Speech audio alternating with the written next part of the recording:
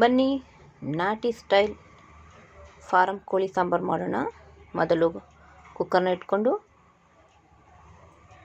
ಎಣ್ಣೆ ಹಾಕಿ ಅದಕ್ಕೆ ಸ್ವಲ್ಪ ಈರುಳ್ಳಿನ ಸೇರಿಸಿ, ಈರುಳ್ಳಿ ಒಂದು 5 ನಿಮಿಷ ಚೆನ್ನಾಗಿ ಫ್ರೈ ಆಗಬೇಕು. ಫ್ರೈ ಆದ ನಂತರ ನಾವು ತೊಳೆದಿಟ್ಕೊಂಡಂಥ ಫಾರಂ ಕೋಳಿಯನ್ನು ಅದಕ್ಕೆ ಸೇರಿಸ್ಕೊಳ್ತಾ ಹೋಗಬೇಕು. ಸೇರಿಸ್ಕೊಂಡ್ಮೇಲೆ ಅದನ್ನು ಸ್ವಲ್ಪ ಬಾಡಿಸ್ಕೋಬೇಕು ಚೆನ್ನಾಗಿ. ಅದರಲ್ಲಿರೋಂಥ ಹಸಿ ವಾಸನೆ ಹೋಗೋವರೆಗೂ ಬಾಡಿಸ್ಕೊಂಡು, ನಂತರ ಇದಕ್ಕೆ ಸ್ವಲ್ಪ ಕಲ್ಲುಪ್ಪನ್ನ ಸೇರಿಸ್ಕೋಬೇಕು. ಕಲ್ಲುಪ್ಪನ್ನ ಸೇರಿಸ್ಕೊಂಡು, ಅಂದರೆ ಸ್ವಲ್ಪ ರುಚಿ ಹಿಡಿಬೇಕು ಅದಕ್ಕೋಸ್ಕರ ಕಲ್ಲುಪ್ಪನ್ನ ಸೇರಿಸ್ಕೊಂಡು ಚೆನ್ನಾಗಿ ಮತ್ತೆ ಫ್ರೈ ಮಾಡ್ಕೋಬೇಕು. ಹೀಗೆ ಚೆನ್ನಾಗಿ ಫ್ರೈ ಮಾಡ್ಕೊಳ್ಳೋದ್ರಿಂದ ಹಸಿ ವಾಸನೆ ಹೋಗುತ್ತೆ, ಆಗ ಮಸಾಲೆನೂ ಕೂಡ ಚೆನ್ನಾಗಿರುತ್ತೆ.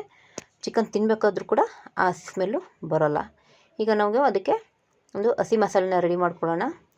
ಜಾರನ್ನ ತಗೊಂಡು ಅದಕ್ಕೆ ಈರುಳ್ಳಿ, ಕೊತ್ತಂಬರಿ ಸೊಪ್ಪು, ಹಸಿಮೆಣ್ಸಿನ್ಕಾಯಿ, ಕಾಳುಮೆಣಸು, ನಾನು ಮೊದಲೇ ಶುಂಠಿ ಬೆಳ್ಳುಳ್ಳಿ ಪೇಸ್ಟ್ನ ರೆಡಿ ಮಾಡಿ ಇಟ್ಕೊಂಡಿದ್ದೆ, ಆ ಪೇಸ್ಟ್ನ ಹಾಕ್ಕೊಳ್ತೀನಿ. ಶುಂಠಿ ಬೆಳ್ಳುಳ್ಳಿ ಪೇಸ್ಟ್ ಹಾಕೊಂಡ ನಂತರ ಸ್ವಲ್ಪ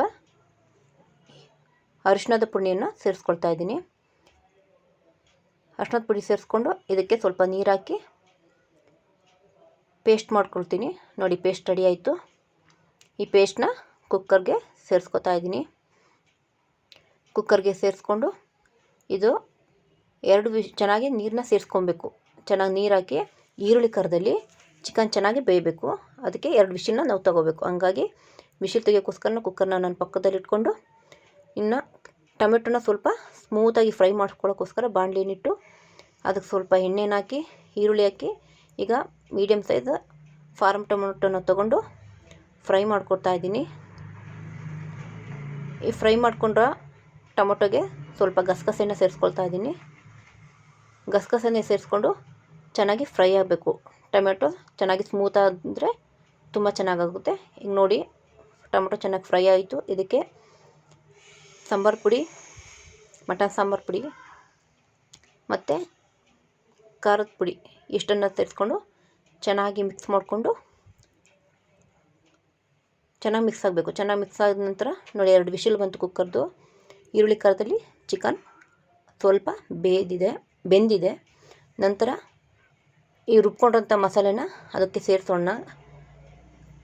ಖಾರ ಮತ್ತು ಟೊಮೆಟೊ ರುಬ್ಕೊಂಡಿರೋದನ್ನ ಅದನ್ನ ಸೇರಿಸಿ ಸ್ವಲ್ಪ ನೀರು ಹಾಕಿ ಅದನ್ನು ಸ್ವಲ್ಪ ಬೇಯಕ್ಕೆ ಬಿಡೋಣ. ನಂತರ ನಾವು ಕಾಯ್ದು ಖಾರನ ರೆಡಿ ಮಾಡ್ಕೊಳ್ಳೋಣ. ನಾನು ಜಾರ್ಗೆ ಕಾಯಿ, ಕಡಲೆ, ಚಕ್ಕೆ ಲವಂಗ ಪುಡಿ ಇಷ್ಟನ್ನು ಹಾಕ್ಕೊಂಡು ಚೆನ್ನಾಗಿ ಪೇಸ್ಟ್ ಮಾಡ್ಕೊಂಡಿದ್ದೀನಿ. ಆ ಪೇಸ್ಟನ್ನು ಸಹ ಇದಕ್ಕೆ ಸೇರಿಸೋಣ. ಸೇರಿಸ್ಕೊಂಡು ಇದಕ್ಕೆ ಇನ್ನು ಸ್ವಲ್ಪ ನೀರನ್ನು ಸೇರಿಸಿ ಚೆನ್ನಾಗಿ ಮಿಕ್ಸ್ ಮಾಡೋಣ. ಅದು ಮಿಕ್ಸ್ ಆದ ನಂತರ ಸಾಂಬಾರು ತೆಳುಗಿರಬೇಕು. ಸಾಂಬಾರು ಗಟ್ಟಿ ಇದ್ರೆ ಅಷ್ಟು ಟೇಸ್ಟ್ ಬರೋಲ್ಲ, ತೆಳು ಇದ್ರೇ ಟೇಸ್ಟ್ ಬರುತ್ತೆ. ಈಗ ರುಚಿಗೆ ತಕ್ಕಷ್ಟು ಕಲ್ಲುಪ್ಪನ್ನು ಸೇರಿಸ್ಕೊಳ್ತಾ ಇದ್ದೀನಿ. ಕಲ್ಲುಪ್ಪು ಸೇರಿಸ್ಕೊಂಡು ನಂತರ ಮೊಟ್ಟೆ ಇದೆ, ಮೊಟ್ಟೆಯನ್ನು ಆ ಸಣ್ಣ ಸಣ್ಣ ಮೊಟ್ಟೆ ಎಲ್ಲನೂ ಸೇರಿಸ್ಕೊಳ್ತಾ ಇದ್ದೀನಿ. ಇದೆಲ್ಲ ಸೇರಿಸ್ಕೊಂಡ್ಮೇಲೆ ನೋಡಿ, ಸಾಂಬಾರು ಎಷ್ಟು ತೆಳು ಇದೆ, ಆ ಥರ ತೆಳು ಇರಬೇಕು ಸಾಂಬಾರು. ಈಗ ಕುಕ್ಕರ್ ಮುಚ್ಚಳನ ಮುಚ್ಚಿ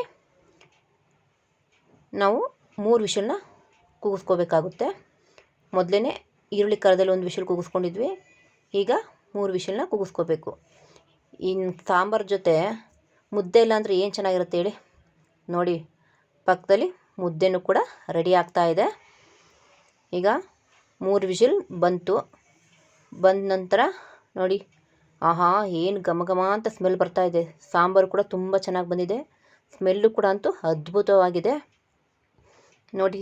ನೋಡಿ, ಫಾರಂ ಕೋಳಿ ಸಾಂಬಾರು, ಬಿಸಿ ಮುದ್ದೆ, ಅನ್ನ, ಮೊಟ್ಟೆ